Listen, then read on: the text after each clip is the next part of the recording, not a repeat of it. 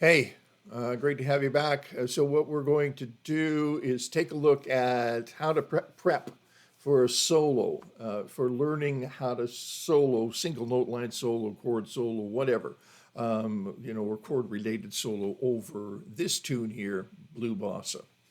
So first of all, a quick analysis, and that quick analysis is three flats, meaning we're in the key of C minor.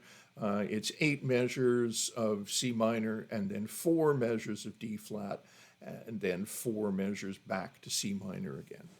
So what we do know is that we're in the key of C minor for a total of 12 measures in this tune, and we're in the key of D flat major for a total of 4 measures in this tune, and altogether it's a 16 measure form that repeats over and over again. Okay, so now, so the first chord you're going to have to learn, or the first scale that you're going to have to learn is the C natural minor, or C Aeolian mode. Same deal, same thing. And the C Aeolian mode is, so we'll start that on the C note, flat 3, flat 6, flat 7, and 1. So the C Aeolian mode has a 1, a 2, a flat 3 making it a minor scale, 4, 5, flat 6, flat 7, and the root. And we're just going to learn this scale in a vertical position. In this case, on the third position, right? Now let's move from this third position to this position here, being fifth position, and play the same scale. Right,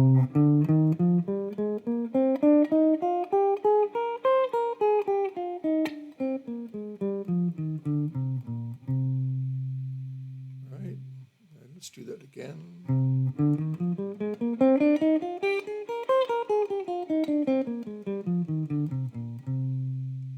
All right.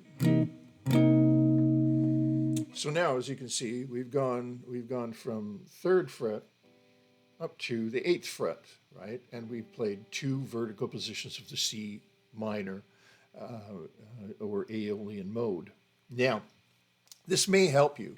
You may have worked a lot on your major scales and maybe not as much on your minor scales. The C minor scale is relative to the E flat major scale. So in this case here, our E flat major scale is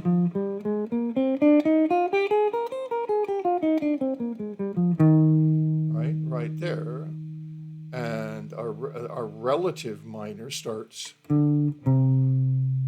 just a minor third below, right? So same notes.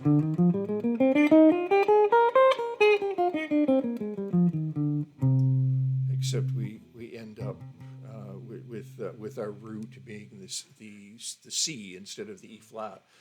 Same deal happened here. Here's E flat.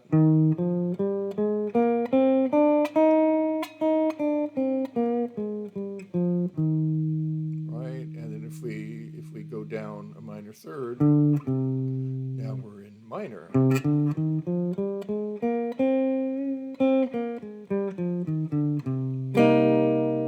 Okay, so it's a good idea to know how those scales are related. Always thinking in minor and major.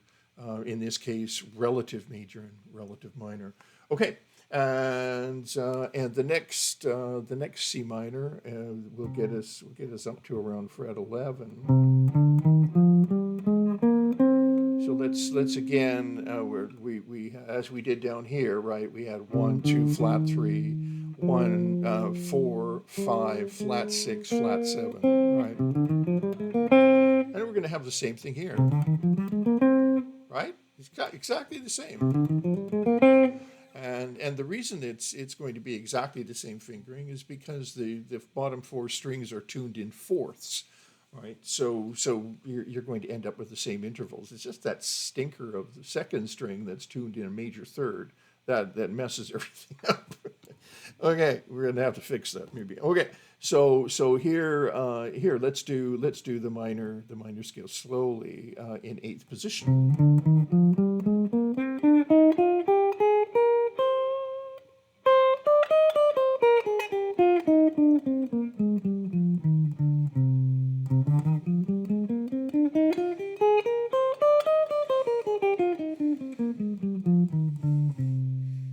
So you'll hear how that's different from the first one. I can't go that high, right?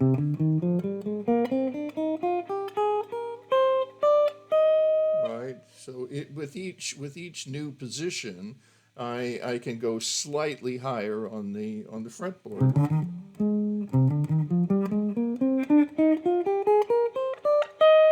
So now I'm way up here on E flat, right? Whereas in this first position we played vertically, I can only get up to a B flat, you see. Okay. And back down.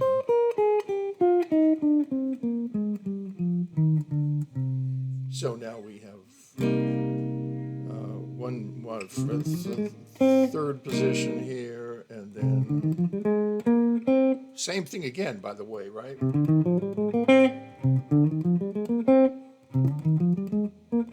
Right, all the same thing, and then our next position is going to be.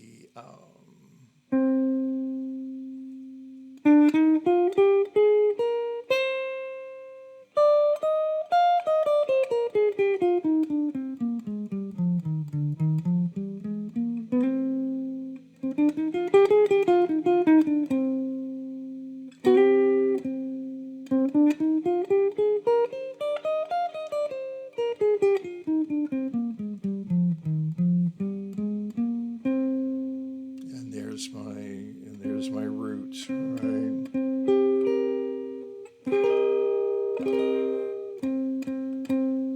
All right.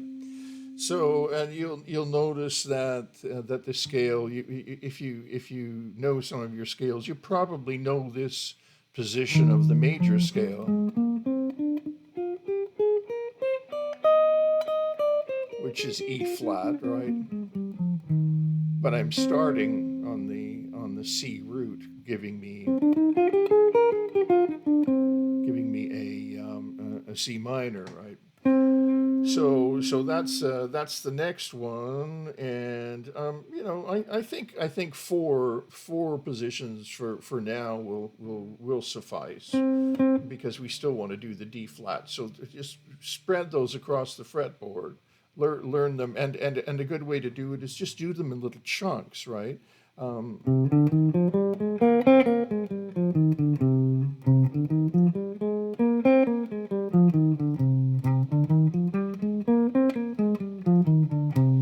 then I skipped up the octave.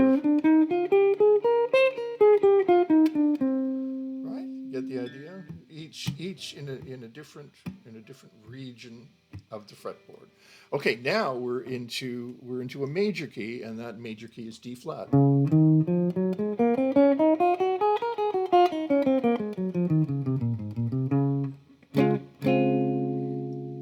And so major key, D flat, and then the next D flat. Look for your root, and here's the root of D flat. Same deal.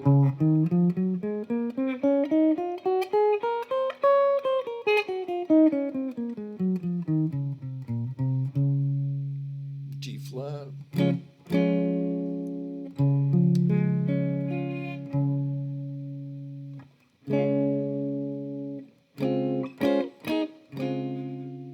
Okay, D flat. And then next one.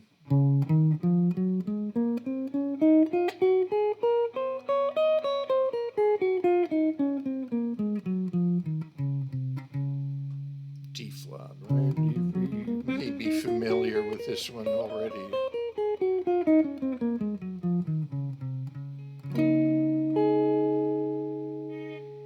And then finally we jump up an octave as we did with the C minor.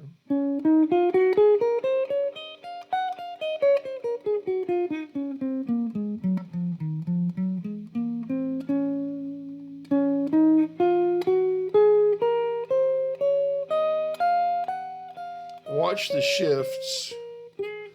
Make sure that your shifts are identical.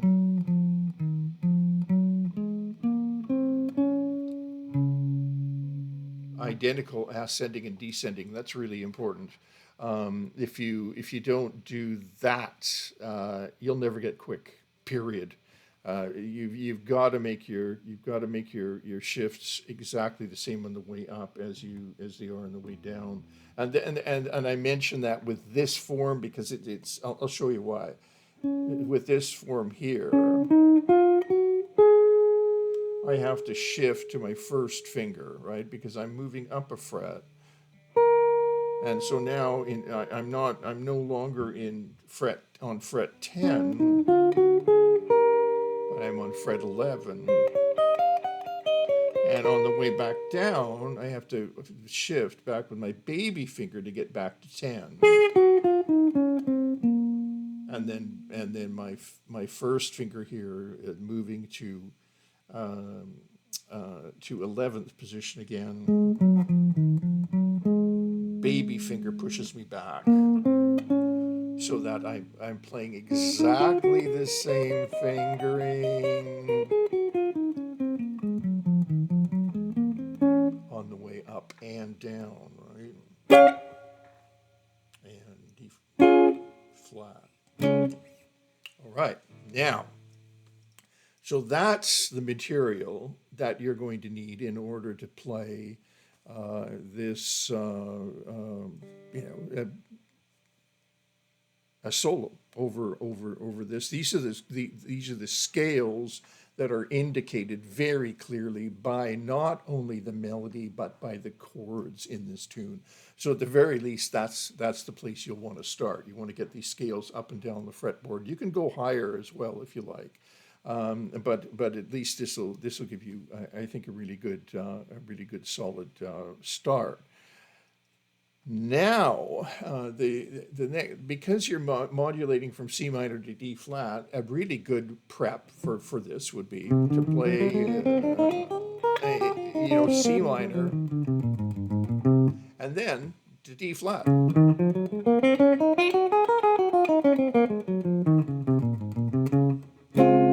And then back, right? Whatever. So C minor, D flat, one, and then do the same thing here. C. There's my C root. I play the scale.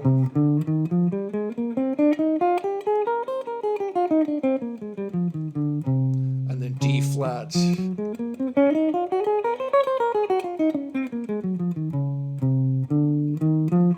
And so on, right?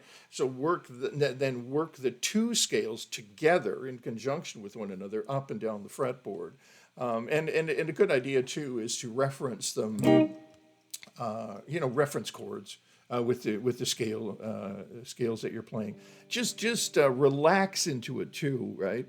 What I often do when I'm learning a tune is I just I'll play a chord.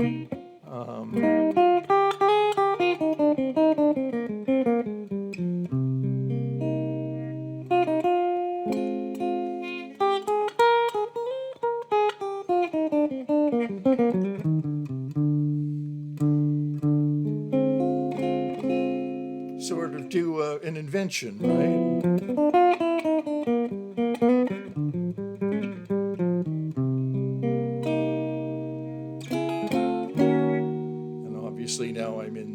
Now I'm in the new key, and I play around like that. I would do it in one region of the fretboard, do it in a different region of the fretboard, and you use a tune like this as you would any tune that you want to improvise over, by tearing the tune apart, and then slowly reconstructing it. And building so that you're building a complete understanding of what is happening with that tune and how to solo over that tune. I've said this before and I'll say it again. The great piano player, Bill Evans, I have a quote I paraphrase, and he said, "If I knew how difficult it was to improvise over a jazz tune, I think I would have stuck to classical music." And so if you're expecting to learn a tune like this, like it looks like a simple tune. It's only 16 measures long. But if you're expecting to learn a tune like this and be able to improvise intelligently over that tune without making mistakes and playing, as Joe Pass put it, bullshit notes, then you're going to have to do the work. You're going to have to put down a really strong foundation and start to build back up from that foundation. So, yeah, have fun doing that, breaking down that C minor scale, C Aeolian mode, up and down the fretboard in four positions, and then do exactly the same thing with the D flat major scale in four positions, and then start to put them together. And because that's what this tune does. You see, that's what this tune will teach you. This tune has its own special little message to you in terms of how to improvise over the keys of C Aeolian and D flat Ionian. All right, good. Thanks for stopping by. I hope you learned something there. There's lots of work. There's lots of work to do. Don't try to learn 100 standards at the same time. Better to spend 100 hours on one standard. And thanks for dropping by. If this was a help to you, subscribe and give us a like. If you have any questions that we might be able to answer, provided they're not like the meaning of life questions, we'd be happy to do that. And we'll get back to you as soon as we can. So thanks again for dropping by and see you soon.